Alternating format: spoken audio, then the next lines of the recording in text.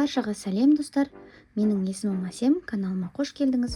Сіздермен бұл видеода осы Дэнни сумкасын тоқуды үйренеміз. Кисточкасын да тоқуды үйренеміз. Сумка портфельный замокта, осындай тоқылған бауымен, іші кең, сумка өзі қатты үлкен емес, орташа көлемде. Қазір сіздермен өлшеп көрейік. Ширинасы 29 сантиметр, биіктігі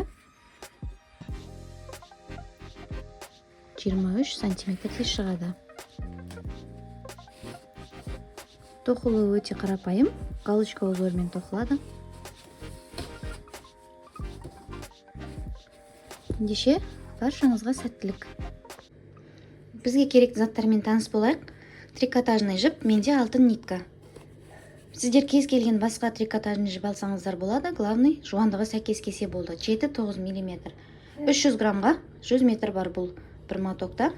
Одан кейін номер 6 крючок бізге основной тоқуға көмекші ретінде 4 немесе 4,5. Қайшы, бір портфельный замок, простой, кисточкаға 1 штук карабин және жартылай кольцодан бізге 5 штук керек болады. Алдымен жібімізді осылайынан ағытып, өзімізге қарай жұмысқа дайындап аламыз.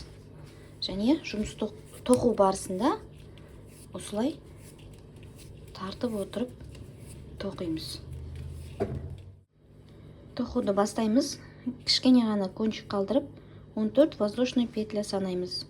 Мен мұны біріншіні түйін жасамаймын, бұны да бірінші воздушный петляға санаймын. 1, 2,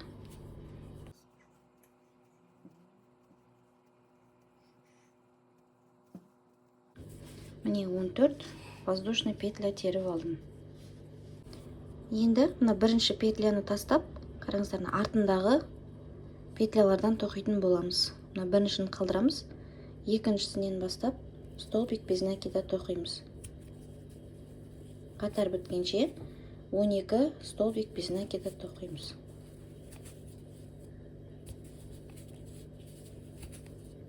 Он 12 столбик тоқып алдық. Енді бізде соңғы петля қалды. Осы жерден 3 столбик без накида тоқимыз бір основадан.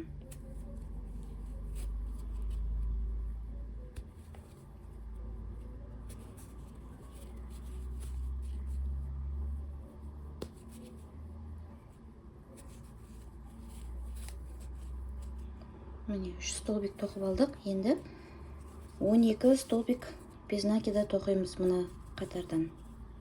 Мұна кончикті қосып тоқып кетсек болады.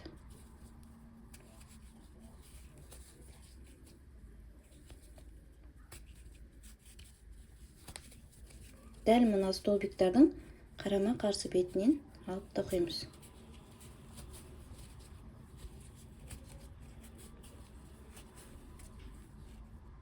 Он 12 столбик тоқыдық. Енді бізде соңғы петля қалды.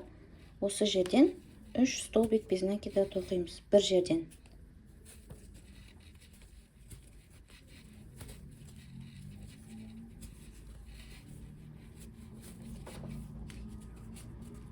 Енді қатарымызды жабамыз. Ол үшін косичка сияқты тұр, бұдан емес, келесінің арт жағынан алып келіп, петлямызды шығарамыз. Мынаны кесіп тастай саламыз қазір.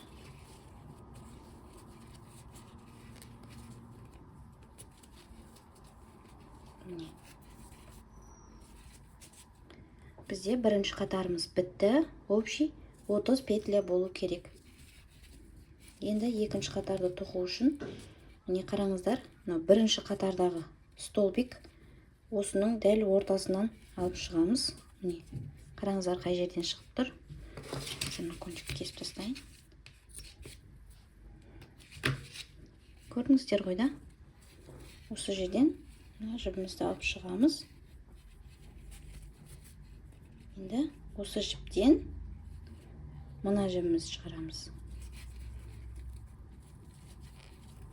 Бұл бізде бірінші столбиктің рөлін атқарады. Әрі қарай 11 столбик без накида тоқимыз. Барлығын осылай галочка етіп тоқимыз. Көріп тұрсыздар ғой, қай жерден кіргізіп жатқан. Өткен қатардың столбиктің өзінен, міне, арт жағынан мынандай галочка сияқты бар, осының ортасынан алып шығамыз.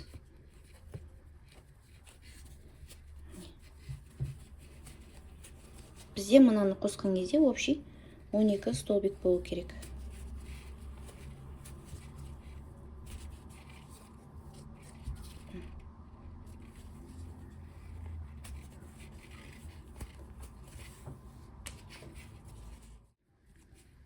Он екі столбик. Енді бізде мына жерде прибавка болған еді. Бір петлядан үшеу тоқығымыз. Енді осының каждыйынан екеуден тоқимыз. Сол кезде бізде әдемі поворот шығады.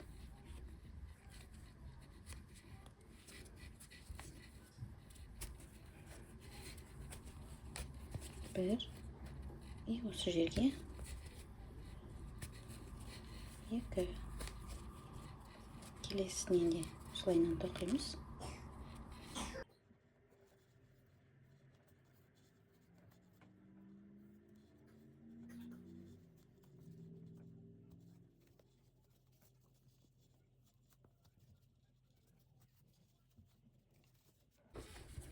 Міне, 3 прибавка жасадық.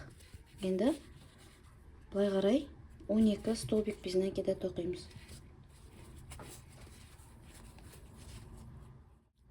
Он екі столбик тоқыдық.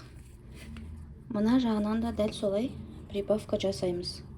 Каждыйынан 2 столбиктан тоқып шығамыз.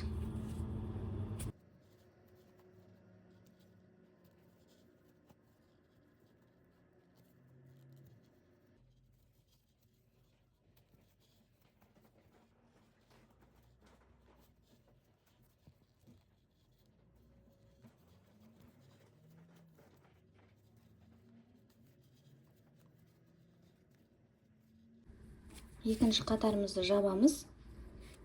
Общий бізде 36 петля болу керек. 36 столбик немесе.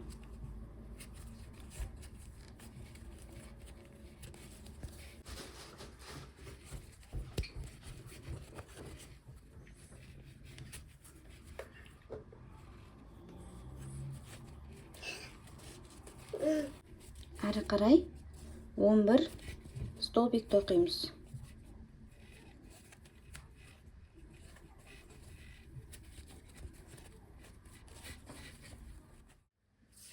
Енді прибавка жасаймыз.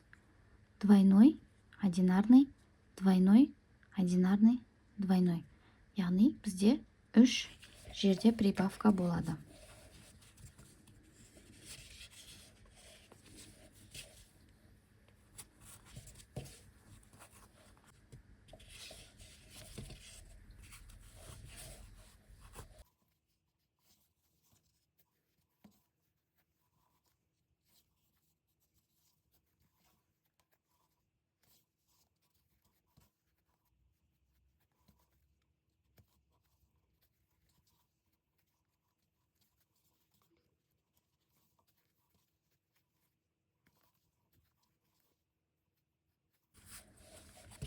Міне, 3 жерден прибавка жасадық.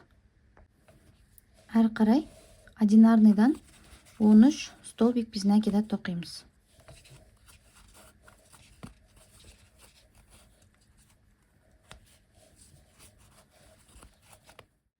Столбик тоқып алдық. Енді прибавкаға өтеміз. Двойной, одинарный, двойной, одинарный, двойной и соңғысы одинарный.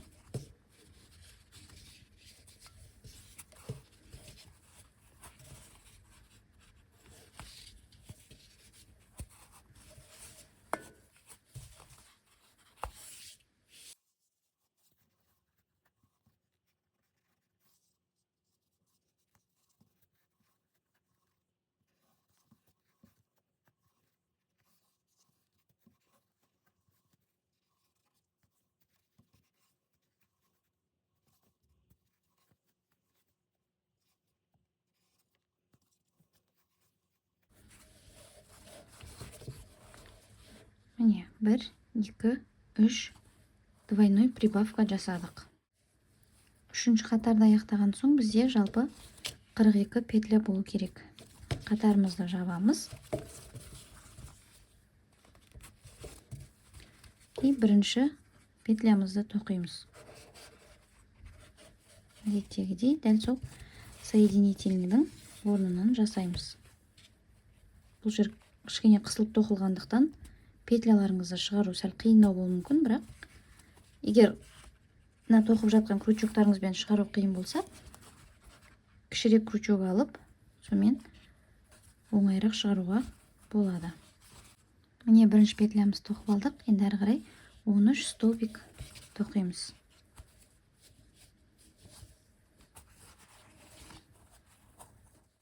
Енді прибавкаға өтеміз.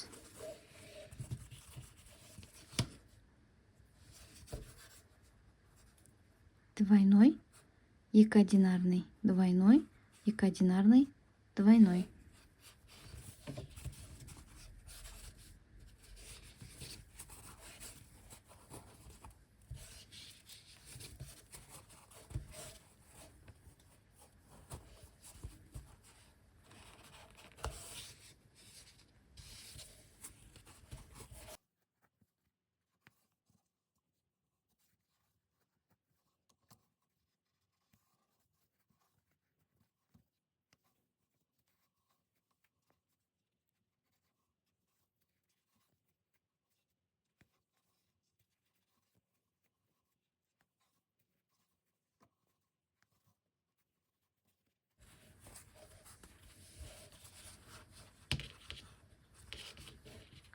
Двойной, екі одинарный, двойной, екі одинарный, двойной.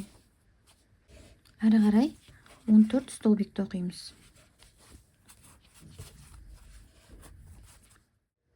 Тоқып алдық. Енді прибавкаға өтеміз. Двойной, екі одинарный, двойной, екі одинарный, двойной.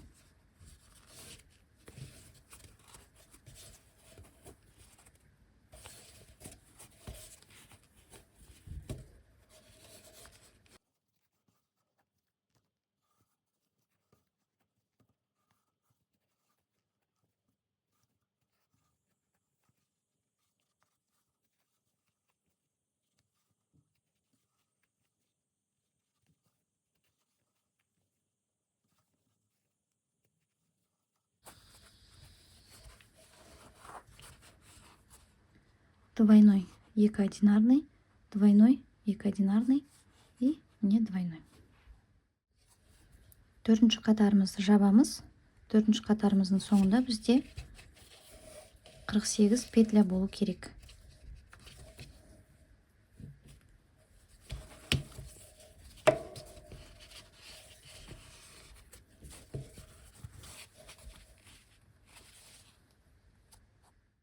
Бесінші рядымызды бастаймыз. Алдымен бірінші петлямызды тоқып аламыз.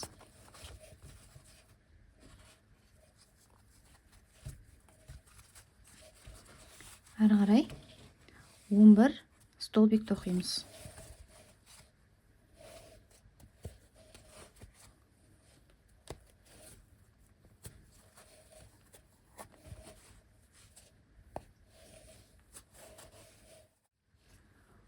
Бір столбик без накида тоқып алдық. Әрі қарай прибавкаға көшеміз. Двойной, үш одинарный, двойной, үш одинарный, двойной.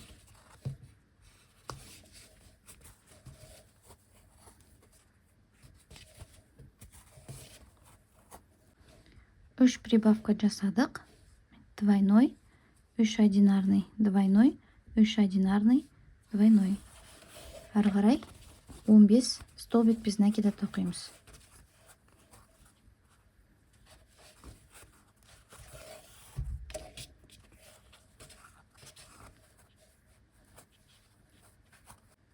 Столбик без накида тоқып алдық. Енді прибавкаға көшеміз. Двойной, үш одинарный, двойной, үш одинарный, двойной, үш одинарный.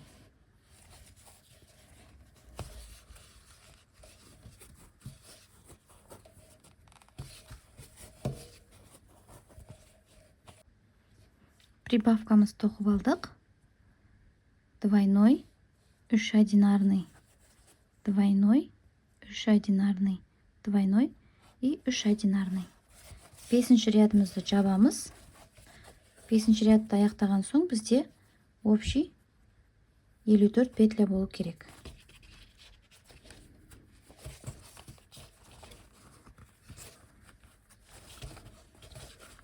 Алтыншы рядты ешқандай прибавкасыз 54 петляны тоқып аламыз. Бірінші петляны әдеттегідей бастап аламыз.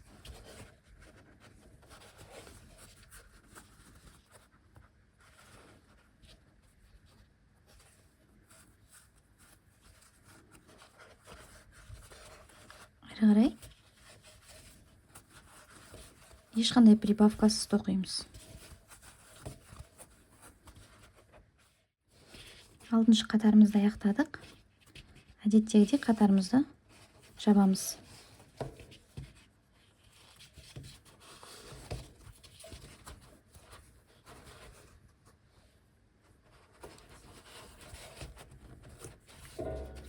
Бізде енді соңғы 7-ші қатар қалды прибавкамен.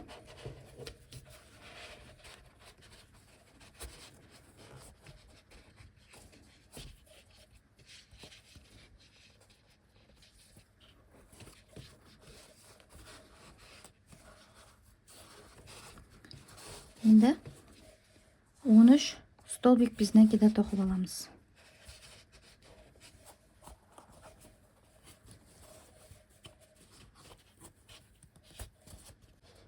Столбик тоқып алдық. Енді прибавкаға көшеміз.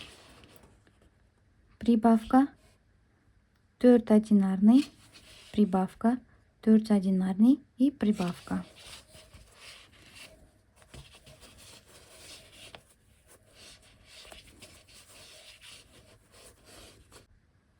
Прибавкамызды тоқып алдық.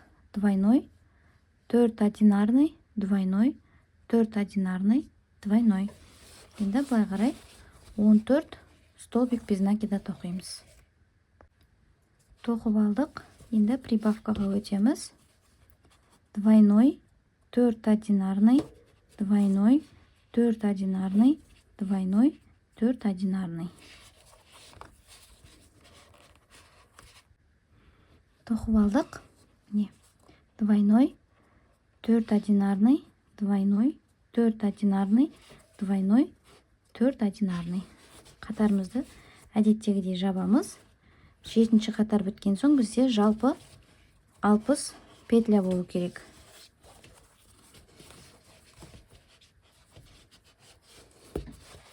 Қыздар, егер мынау тоқыған донышкаларыңыз қисайып тұрса, аны парный өтікпен кішкене парны шашып, қолмен осылай поправить етіп, тегістеп, астын тегістеуге болады. Бұл біздің донышкамыз. Енді дәл осылай 60 петлямен ешқандай прибавкасыз 9 ряд тоқимыз. Жоғарыға қарай 9 ряд тоқимыз. 9 ряд тоқып алдық. Бірге санап көрейік. Мына бізде соңғы қатар прибавкамен 1, 2, 3, 4, 5, 6, 7, 8, 9 қатар. Енді жібімізді кесіп, менде бірінші мотоктан осыншама жіп қалды.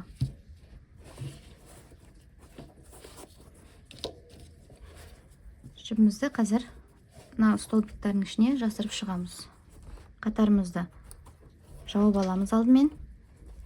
Крючокты арт жағынан кіргізіп, мына жібімізді шығарамыз. Енді қараңыздар. Мына петля, 2 петлядан алып, жіпті артқа қарай шығарамыз. Сол кезде бізде мынандай косичка пайда болады. Міне. Енді мына жіпті просто мына столбиктардың артына жасырып шыға саламыз.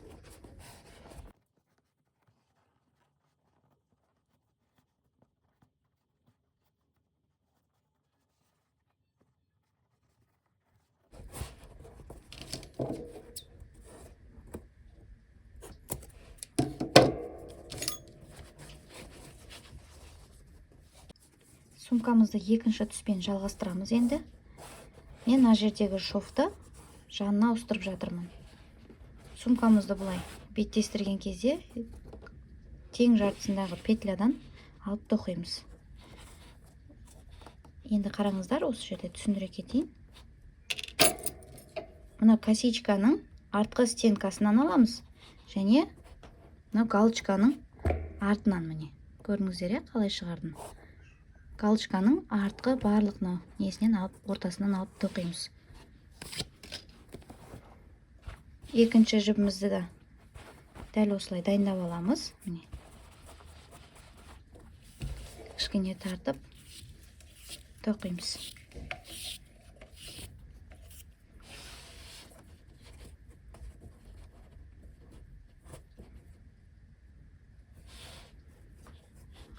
Жібімді шығарып алдым, міне.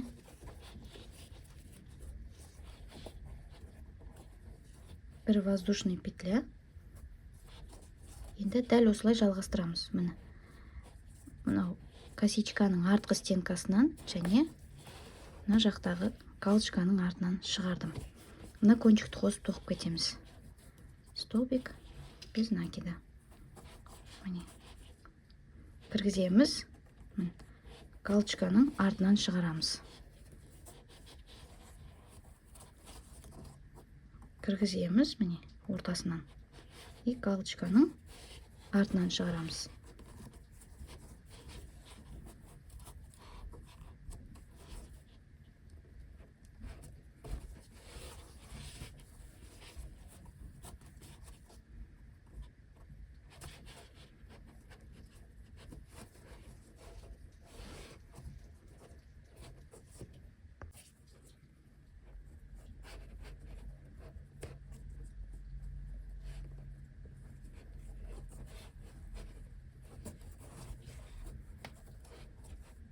Дәл осылай сумкамызды айналдырып тоқып шығамыз. Бізде общий 60 петля шығу керек. Басқа түспен бастаған бірінші қатарымызды аяқтап алдық. 60 петля шықты. Енді қатарымызды әдеттегідей жабамыз.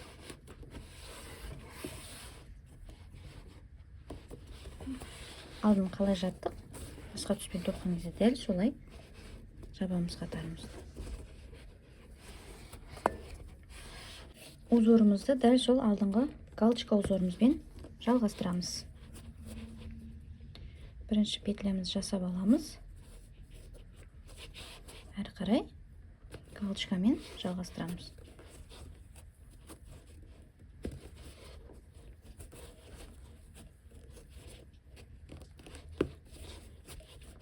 Общий осы екінші түстен 9 қатар тоқу керекпіз. Бірінші қатарымызды тоқып қойдық.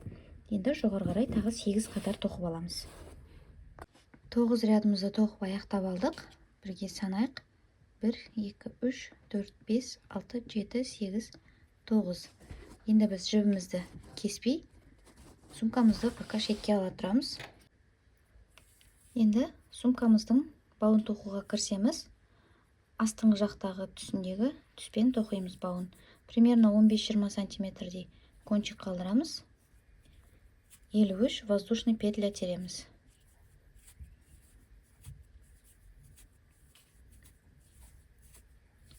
Міне 53 петля теріп алдық. Енді артындағы полупетлялардан алып тоқимыз. Біріншісін қалдырамыз. Келесінен бастап, міне косичканың артындағы полупетлялардан алып тоқимыз. Соединительный петля жасаймыз. Келесінен де соединительный петля жасаймыз. Дәл осылай қатардың соңына дейін 52 соединительный петля жасаймыз.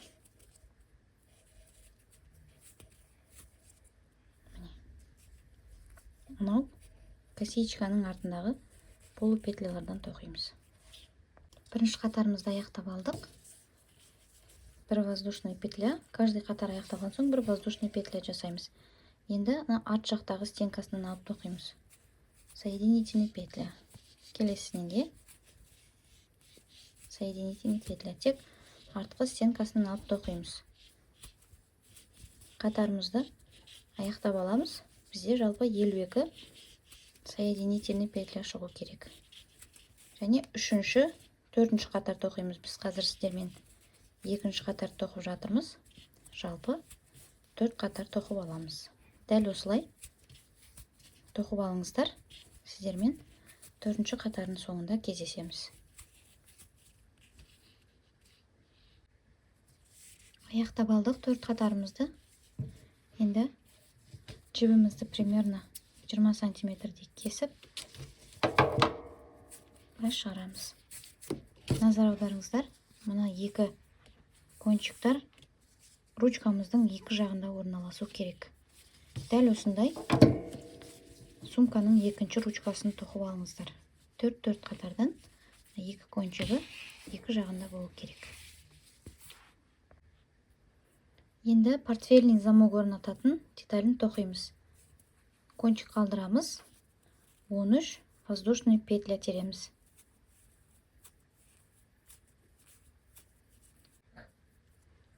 Бірінші петляны қалдырамыз, екіншісінен артындағы полупетлядан алып тоқимыз.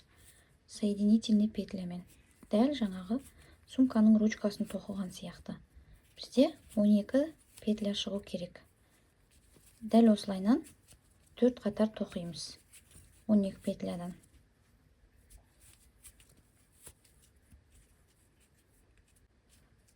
Петлядан 4 қатар тоқып алдық. Короткий қылып кесеміз. И жібімізді жасырып шығамыз.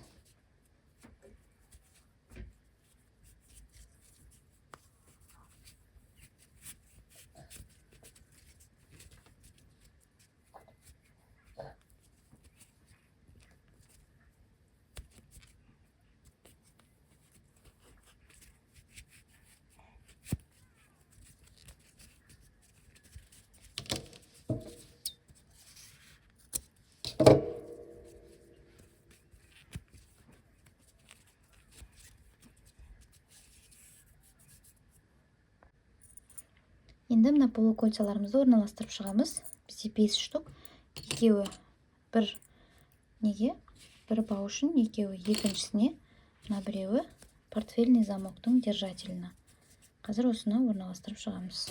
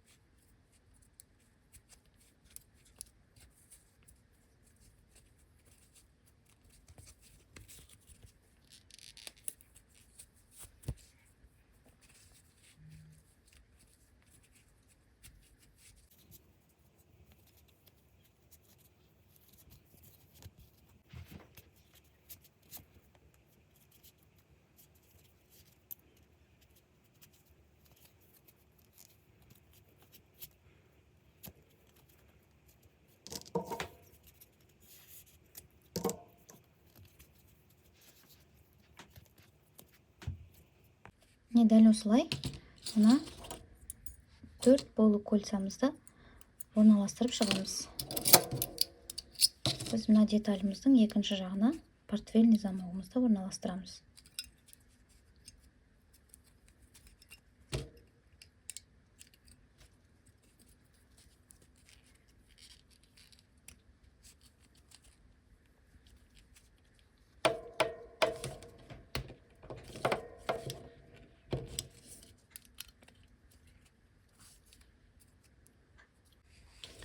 Ремешоктарымыз дайын. Енді осы ремендерді мына сумкамызға қойып тоқып шығамыз. Мен мына жерде маркерлермен белгілеп алдым. Қазір қанша петля екен айтып өтемін. Міне мынаны біз беттестіреміз. Мына жерде дәл ортасынан петля алдық. Сол жерден мына екі маркердің арасында 15 петля бар. Мына екі маркердің арасында 13 петля бар. Және 13 петляның дәл ортасына біреу қойдым. Яғни мына жағында 6, мына біреу. Бұл жерге біз мынаны орналастырамыз дәл ортасына. Мына екі маркердің арасында 15 петля бар. Мына екі маркердің арасында 13 петля бар. Міне, біз мынаны былай беттестірген кезде петляларымыз бір-біріне сәйкес келу, мына маркерлеріміз бір-біріне сәйкес келу керек. Енді сумкамызды әдеттегідей тоқып бастаймыз. Міне, мына маркер тұрған жердің мына бір петля қалғанша тоқимын. Мына бір петля мына жерде қалу керек.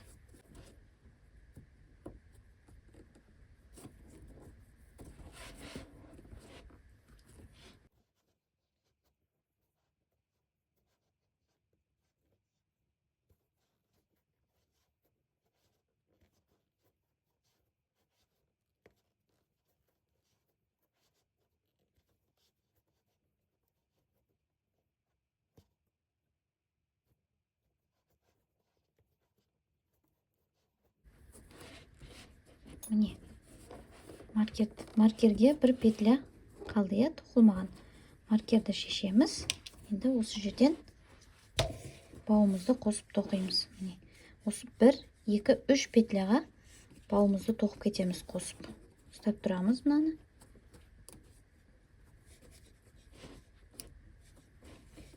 Тоқып жатқан галочка узорымызбен қосып тоқимыз. 1, екінші петля жаңа маркер тұрған. Келесін үшіншісін тоқимыз. Міне.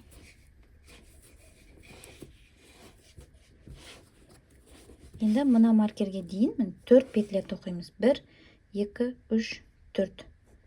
Маркерге біреу жетпейді. Міне, келесі маркерді шешуге болады. Маркерге бір петля қалды. Маркерді шешеміз. Енді мынау портфельный замок тұрған деталімізді осы жерге қосып тоқимыз.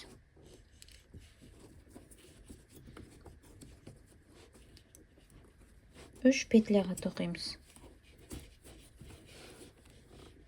1, 2, үшінші.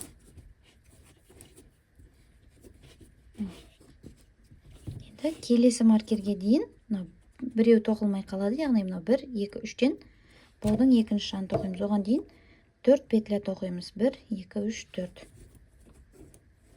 4 столбик тоқыдық. Мен жаңадан бері петля деп жатырмын. Столбик тоқимыз. Міне, енді мына үшеуінен мына бауымыздың екінші жағына келіп тоқимыз. Мына жағына мұқият болыңыздар, мынау айналып кетпесін. Енді осы жерден 3 столбик тоқимыз.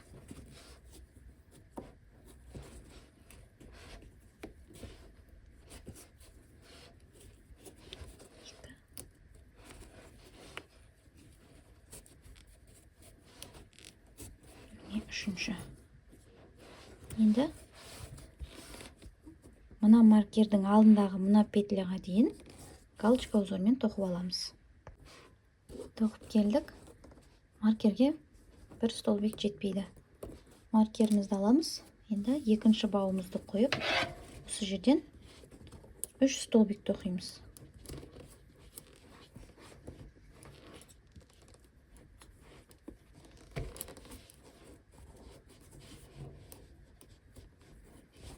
Бірінші столбик.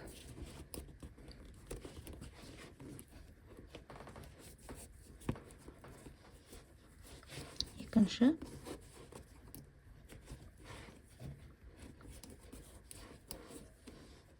Үшінші.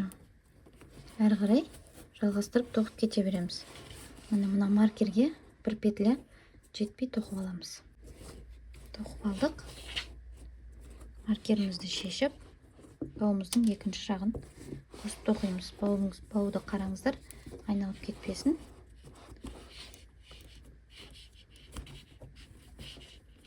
Үш петляға, 3 столбикте тоқимыз бұны да. 1, 2, міне үшіншісі. Әрі қарай қатарымызды аяқтаймыз. Міне бауларымызды орнатып бір қатар тоқып шықтық. Енді тағы да мынау галочка узормен екі қатар тоқимыз. Бауымызды орнатқан соң тағы екі қатар тоқып алдық. Бізде енді соңғы қатар қалды. Қатарымызды бұл жолы сәл басқаша жабамыз. Артына өткіземіз. И осы ашық күйінде қалдырып, мына жерде бізде екі жіп бар, осы екі жіпті ажыратамыз. Ажыратып, біреуінен өткізіп, мына жақтағы жаңағы ашық петлямыздан шығарамыз крючогымызды. Осы жерден петлямызды шығарамыз. Енді соединительный петлямен соңғы қатарымызды тоқып шығамыз.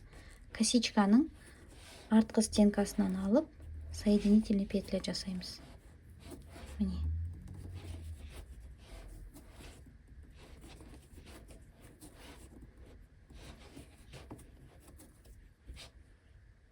Дәл осылай қатарымыздың соңына дейін тоқып шығамыз. Соңғы қатарымызды тоқып аяқтап алдық. Енді жібімізді кесіп, жасырып шығамыз.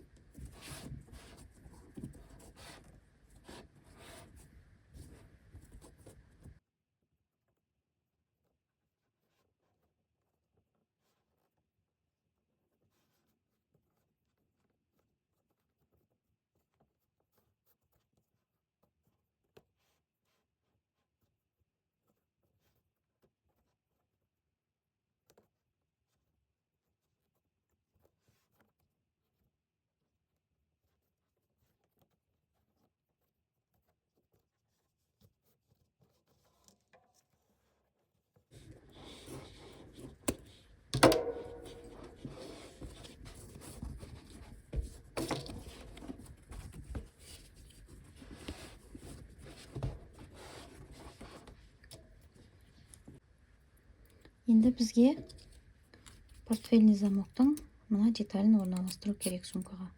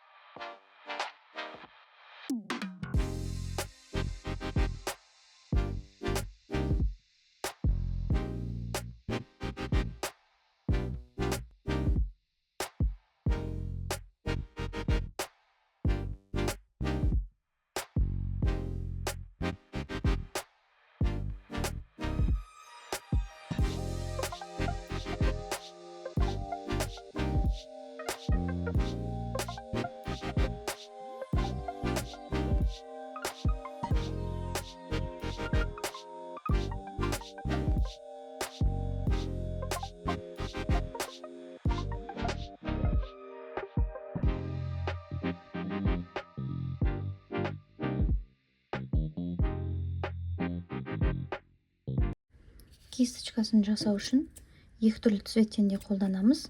30 сантиметрден 10 полоска бір түстен, 10 полоска екінші түстен осылай дайындап аламыз полоскаларымызды. Және бір 70 сантиметрлік полоска аламыз.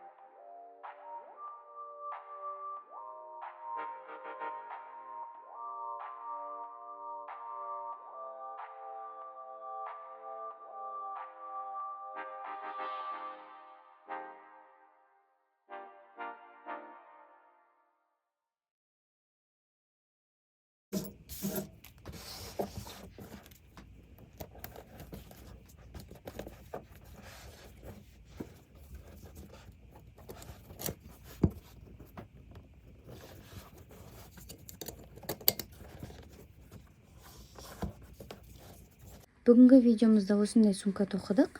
Сіздерге ұнады деген ойдамын. Егер видео ұнаған болса, каналға тіркеліп, лайк басып, қолдап отырыңыздар. Алдағы уақытта тағы да әдемі видеолармен бөлісетін боламын. Сау болыңыздар.